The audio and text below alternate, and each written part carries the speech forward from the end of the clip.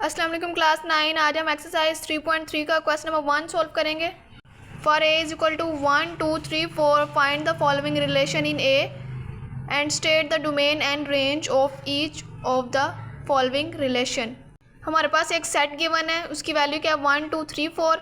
हमने एक relation find करना है, ए के साथ रिलेशन फाइंड करना है। उसके बाद रिलेशन निकालने के बाद हमने उस सेट का डोमेन भी फाइंड करनी है और उस सेट की रेंज भी फाइंड करनी है। ए क्रॉस बी हमारे पास क्या होता है, ये कार्टेशियन प्रोडक्ट होता है। किसी भी दो सेट का कार्टेशियन प्रोडक्ट कैसे फाइंड करते हैं, let A B the two non empty set.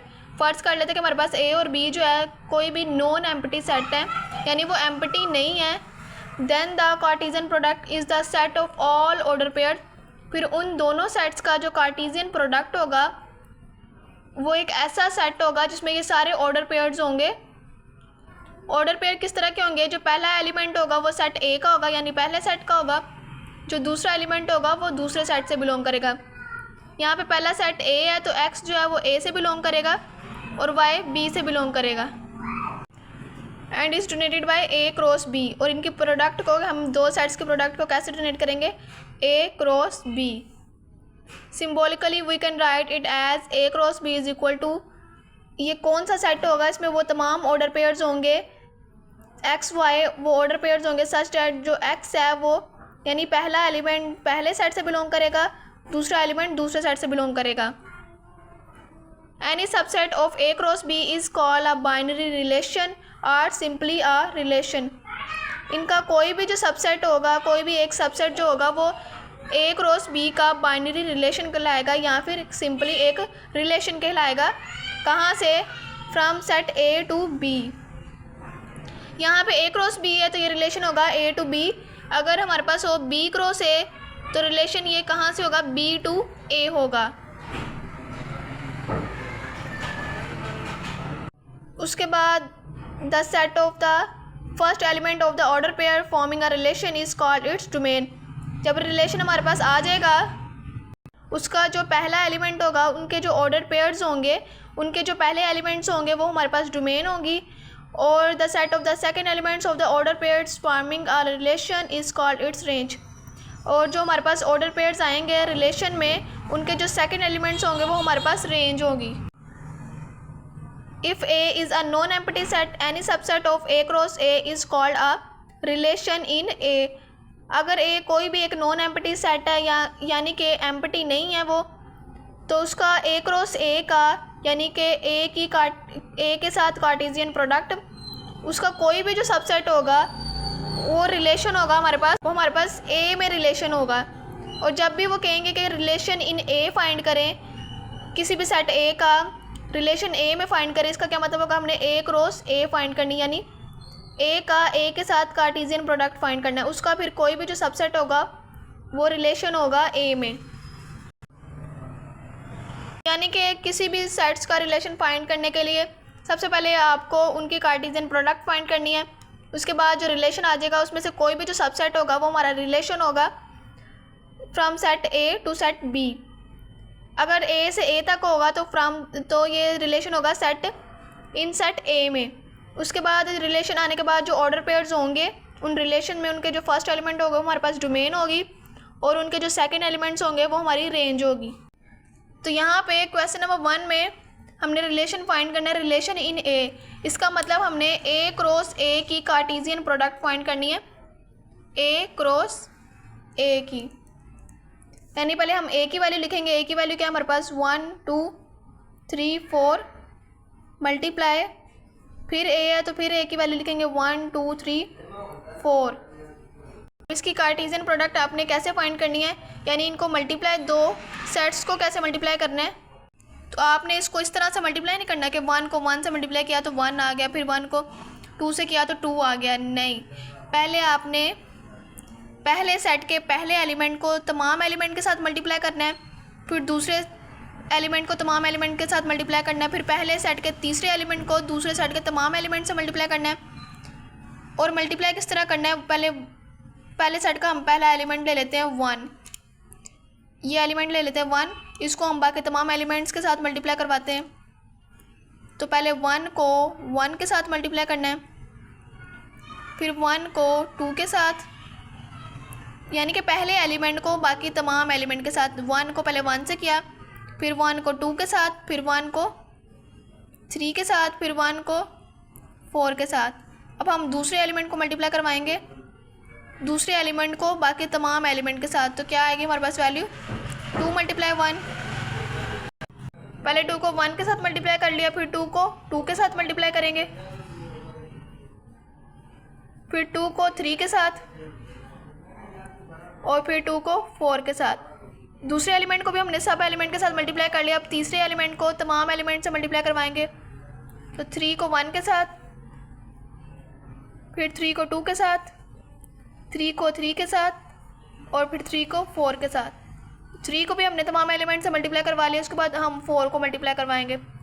4 को पहले एलिमेंट के साथ, 1 के साथ, फिर 2 के साथ, फिर 3 से मल्टीप्लाई करेंगे और फिर 4 से। पहले एलिमेंट इस सेट के तमाम एलिमेंट को दूसरे सेट के तमाम एलिमेंट्स के साथ मल्टीप्लाई करवाना है बारी बारी।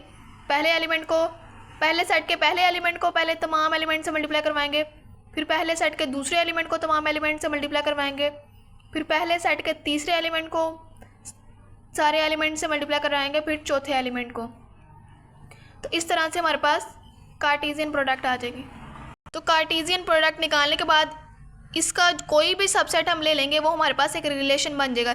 यानी इसके आप कोई भी ये सबसेट ले लें, 2 4 2 2 2 1, ये 3 सबसेट ले लें तो वो एक रिलेशन बन जाएगा। तो रिलेशन बनने के बाद जो उसके फर्स्ट एलिमेंट्स होंगे उन ऑर्डर पेयर्स के, ये जो हमारे पास है ये एक ऑर्डर पेयर है। इसमें पहली वैल्यू पहले सेट की होती है और दूसरी वैल्यू दूसरे सेट की होती है। और पहला x होता है हमारे पास और दूसरा y होता है।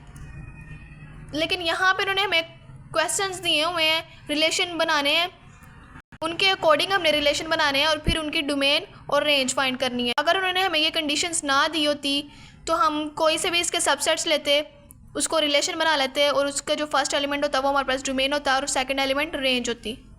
यहाँ पे उन्होंने पहला रिलेशन बनाने के लिए हमें क्या कंडीशन दी है कि वो वाले ऑर्डर पेयर्स लेने हैं जिसमें जो y है वो x के इक्वल होगा, यानी ये दोनों इक्वल होने चाहिए। x y के या y x के इक्वल हो, इसका मतलब क्या है, दोनों इक्वल है। अगर ये 1 है तो ये भी 1 हो जाएगा, ये 2 होगा तो ये भी 2 हो जाएगा, ये 3 होगा तो ये भी, यानी इक्वल वैल्यूज़ हों। तो रिलेशन 1 हमने कौन सा लेना है, जिसमें ये ऑर्डर्ड पेयर्स में जो पहली वैल्यू है और जो दूसरी वैल्यू दोनों इक्वल हों। तो यहाँ से हमने चेक करना है कौन सी वैल्यूज़ हैं, कौन से ऐसे ऑर्डर पेयर्स हैं जिसमें x और y दोनों इक्वल हैं। ये 1 1 दोनों इक्वल हैं, x और y दोनों इक्वल हैं, तो एक ये वाला ऑर्डर पेयर आ जाएगा 1 1। उसके बाद ये दोनों तो नहीं इक्वल, क्योंकि ये x जो है हमारे पास 1 है और y 2 है, तो ये दोनों इक्वल तो नहीं ना हो सकते। 1 = 2, ये दोनों इक्वल तो नहीं ना हो सकते। उसके बाद ये सेट भी नहीं आएगा, ये भी नहीं। उसके बाद आएगा 2 2, क्योंकि दोनों इक्वल हैं। उसके बाद कोई भी वैल्यू इक्वल नहीं है, 3 3 आएगा क्योंकि इसमें x और y इक्वल हैं। उसके बाद 4 4, आगे कोई भी वैल्यू इक्वल नहीं है, यहाँ तक ही है ये वैल्यूज़। अब ये हमारे पास एक रिलेशन आ गया। अब हमने इसकी डोमेन और रेंज फाइंड करनी। डोमेन कौन सी होगी, जो फर्स्ट एलिमेंट्स होंगे ऑर्डर पेयर्स के, जो फर्स्ट एलिमेंट्स होंगे वो हमारे पास डोमेन होगी, और जो ऑर्डर पेयर के सेकंड एलिमेंट्स होंगे वो हमारी रेंज होगी। डोमेन निकालनी है रिलेशन R1 की। So domain of R1 = domain कौन से होगी, जो फर्स्ट एलिमेंट होंगे, तो फर्स्ट एलिमेंट कौन से, 1 2 3 4 की डोमेन क्या होगी हमारे पास, 1 2 3 4। रेंज क्या होगी हमारे पास, सेकंड एलिमेंट्स होंगे ऑर्डर पेयर्स के, तो सेकंड एलिमेंट्स कौन से हैं, 1 2 3 4। तो इसकी रेंज क्या होगी R1 की, रेंज ऑफ R1 = 1 2 3 4। इसकी डोमेन भी 1 2 3 4 है और रेंज भी 1 2 3 4। सेकंड पार्ट है हमारे पास, इसमें उन्होंने मेरे रिलेशन बनाने के लिए क्या कंडीशन दी है कि अगर हमारे पास वो ऑर्डर पेयर्स होने चाहिए जिसमें हम x और y की वैल्यू को ऐड करें तो हमारे पास आंसर 5 आए। यानी इन दो वैल्यूज़ को हम ऐड करें तो हमारे पास आंसर 5 आना चाहिए।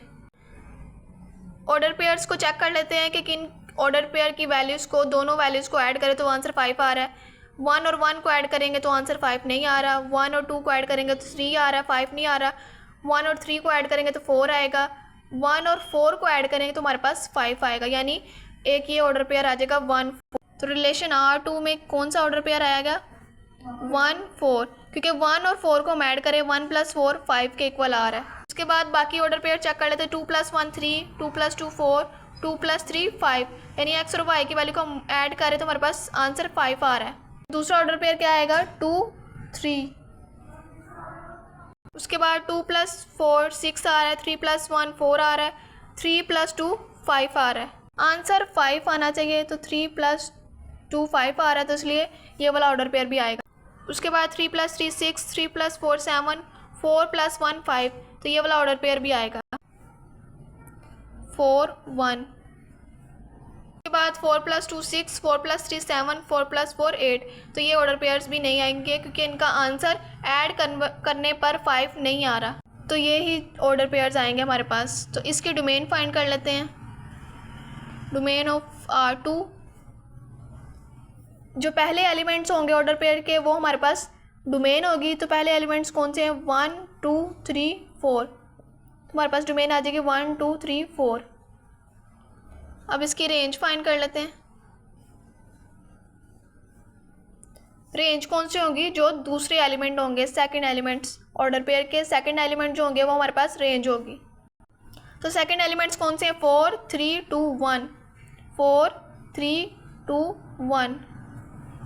क्वेश्चन नंबर 3, उन्होंने हमें रिलेशन फाइंड करने के लिए क्या कंडीशन दी है कि ऐसे ऑर्डर पेयर्स आने चाहिए इस रिलेशन में जिनमें दोनों वैल्यूज़ को यानी x + y करें, दोनों वैल्यूज़ को ऐड करें तो वो 5 से लेस आना चाहिए। R2 में उन्होंने क्या कहा था कि दोनों वैल्यूज़ को हम ऐड करें तो हमारे पास आंसर 5 के इक्वल आना चाहिए। इसमें उन्होंने कह दिया कि 5 से लेस हो सकता है, 5 के इक्वल नहीं हो सकता। 5 से लेस कुछ भी हो सकता है, 4 3 2 1 कोई भी नंबर आ सकता है, लेकिन उन दोनों को ऐड करने पर 5 से लेस ही आना चाहिए। ऑर्डर पेयर्स वो देख लेते हैं जिनमें x और y की वैल्यू को ऐड करें तो आंसर 5 से लेस हो। तो 1 + 1 2 5 से तो लेस है ना, तो यहाँ पे रिलेशन आ जाएगा R3, ऑर्डर पेयर 1 1। उसके बाद 1 + 2 3, ये वाला भी ऑर्डर पेयर आएगा। 1 + 3 4, 4 भी 5 से लेस है और 3 भी। ऑर्डर पेयर आ जाएगा हमारे पास 1 2 1 3। आगे 1 4, 1 और 4 को ऐड करें 5 आ रहा है और वो 5 से लेस नहीं है, 5 से लेस नहीं है, तो ये वाला ऑर्डर पेयर नहीं आएगा। उसके बाद 2 + 1 3, 2 + 2 4, ये दोनों ऑर्डर पेयर आएंगे क्योंकि ये दोनों 5 से लेस हैं। 2 1 और 2 2। उसके बाद 2 + 3 5, ये 5 आ रहा है इसका आंसर, तो ये 5 से लेस नहीं है, तो ये वाला ऑर्डर पेयर नहीं आएगा। उसके बाद 2 + 4 6 आ रहा है, ये तो 5 से बड़ा आ गया है और हमने 5 से लेस लिखने हैं, 5 भी नहीं लिखना, वो वाले ऑर्डर पेयर लिखने हैं जिसका आंसर 5 से लेस हो। उसके बाद 3 + 1 4, ये वाला ऑर्डर पेयर आएगा, तो 3 और 1 वाला ऑर्डर पेयर आ जाएगा। उसके बाद 3 + 2 5, ये वाला ऑर्डर पेयर नहीं आएगा। 3 + 3 6, 3 + 4 7, तो ये भी नहीं आएगा। 4 + 1 5, ये वाला ऑर्डर पेयर भी नहीं आएगा। 4 + 2 6, ये वाला भी नहीं आएगा। 4 + 3 7, ये वाला भी नहीं आएगा। और 4 + 4 8, ये वाला ऑर्डर पेयर भी नहीं आएगा। हमारे पास यही ऑर्डर पेयर्स आएंगे। अब हम इसकी डोमेन और रेंज फाइंड कर लेते हैं। Domain of relation R3, domain कौन सी होगी जो इन ऑर्डर पेयर्स का फर्स्ट एलिमेंट होगा, पहला एलिमेंट जो होगा। पहला एलिमेंट क्या है 1, ये भी 1 ये भी 1, तो 1 को एक दफ़ा ही लिख लेंगे। उसके बाद 2 और फिर 3। अब इसकी रेंज फाइंड करनी है। रेंज कौन सी होगी जो इन ऑर्डर पेयर का सेकंड एलिमेंट होगा। तो सेकंड एलिमेंट कौन सा 1 2 3। उसके बाद 1 हमने लिख लिया है, 2 भी लिख लिया और 1 भी लिख लिया है, तो इसकी रेंज 1 2 3 होगी। चौथा पार्ट क्या है हमारे पास, इसमें हमने रिलेशन कैसे बनाना है, इस कंडीशन के अकॉर्डिंग हमने रिलेशन बनाना है। R4, इसमें वो ऑर्डर पेयर्स आएंगे जिनमें दोनों वैल्यूज़ को ऐड करें तो हमारे पास आंसर 5 से ग्रेटर आए। इस तरफ ग्रेटर का साइन है ना, ये इसका मुंह बड़ा जिस तरफ होगा वो वैल्यू बड़ी होगी, यानी हम x + y को हम ऐड करें तो आंसर बड़ा आना चाहिए 5 से। 5 से बड़ा कुछ भी आ सकता है, 6 7 8 9 10 अप टू सो ऑन, लेकिन 5 यहाँ 5 से छोटा नंबर नहीं आना चाहिए। तो 1 + 1 2, ये वाला नंबर नहीं आएगा, ये वाला ऑर्डर पेयर नहीं आएगा। 1 + 2 3, ये भी नहीं आएगा। 1 + 3 4, ये भी नहीं आएगा। 1 + 4 5, 5 भी नहीं आना चाहिए। उसके बाद 2 + 1 3, ये भी नहीं आएगा। 2 + 2 4, ये भी नहीं आएगा। 2 + 3, ये वाला भी नहीं आएगा। 2 + 4 6, तो ये 5 से बड़ा हो गया, तो ये वाला ऑर्डर पेयर आएगा 2 और 4। उसके बाद 3 + 1 4, ये भी नहीं आएगा। 3 + 2 5, ये भी नहीं आएगा। 3 + 3 6, ये वाला आएगा। ऑर्डर पेयर आ जाएगा हमारे पास 3 3। उसके बाद 3 + 4 7, ये वाला भी आएगा। फिर 4 + 1 5, ये वाला भी नहीं आएगा। 4 + 2 6, ये वाला आएगा। ऑर्डर पेयर आएगा 4 2। उसके बाद 4 + 3 7, ये वाला भी आएगा। 4 + 4 8, ये वाला ऑर्डर पेयर भी आएगा। तो आ जाएगा हमारे पास 4 3 और 4 4। अब इस रिलेशन की डोमेन फाइंड कर लेते हैं। Domain of R4, first element जो होंगे इन ऑर्डर पेयर्स के वो हमारी डोमेन होगी। तो 2, उसके बाद 3, ये 3 दोबारा आ गया तो ये नहीं लिखेंगे। उसके बाद 4, ये 4 भी लिख लिया है, ये वाला 4 भी लिख लिया है, तो इसकी डोमेन होगी 2 3 4। अब इसकी रेंज फाइंड कर लेते हैं। रेंज जो इन ऑर्डर पेयर का सेकंड एलिमेंट होगा, यानी 4, उसके बाद 3 4 लिख लिया है। उसके बाद 2 3 भी हमने लिख लिया और 4 भी लिख लिया है।